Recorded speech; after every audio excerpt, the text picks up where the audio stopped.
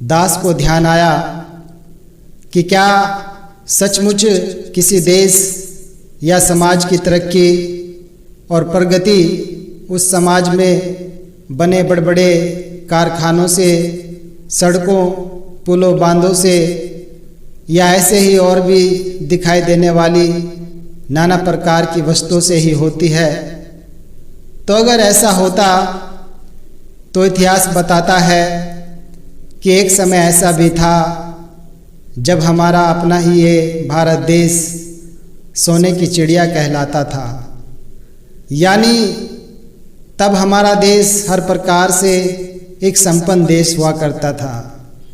अर्थात ये वही देश है जहाँ का नालंदा विश्वविद्यालय पूरे विश्व में विख्यात हुआ करता था, और ये वही देश है जहाँ पूरे संसार भर से व्यापारी अपना व्यापार करने के लिए यहाँ आया करते थे।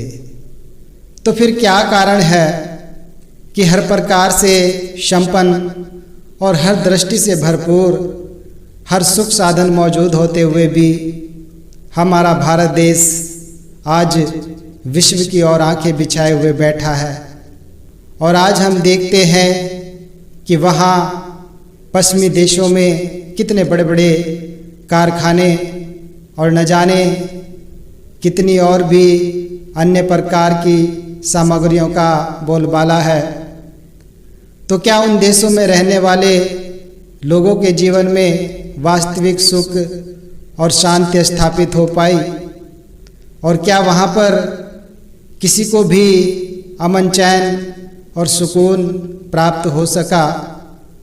तो अगर ये प्रश्न पूछा जाए तो मुझे लगता है कि इसका उत्तर नकारात्मक ही होगा।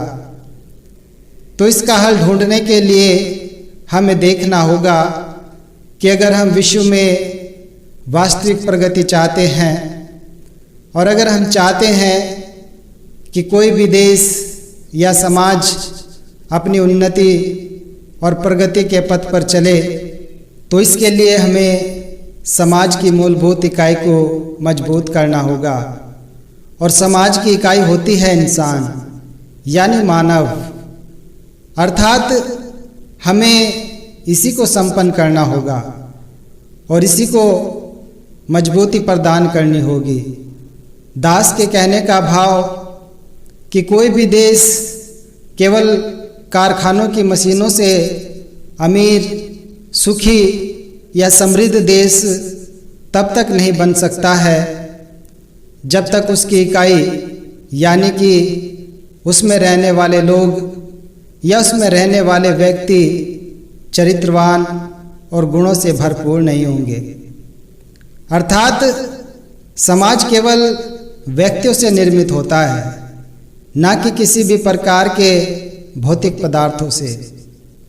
और भौतिक पदार्थ भी केवल इंसानों के उपयोग के लिए ही होते हैं, ना कि इंसान इन पदार्थों के लिए होते हैं। तो जब तक इंसान के ही जीवन में सही प्रकार से निर्माण नहीं होगा, इसको सही दिशा प्राप्त नहीं होगी, तो तब तक किसी भी समाज या किसी भी राष्ट्र का निर्माण करना बिल्कुल असंभव है। दास भी बस इतना ही कहना चाहता है कि व्यक्ति के निर्माण का कार्य ही परमात्मा का कार्य होता है और यही रचनात्मक कार्य भी है।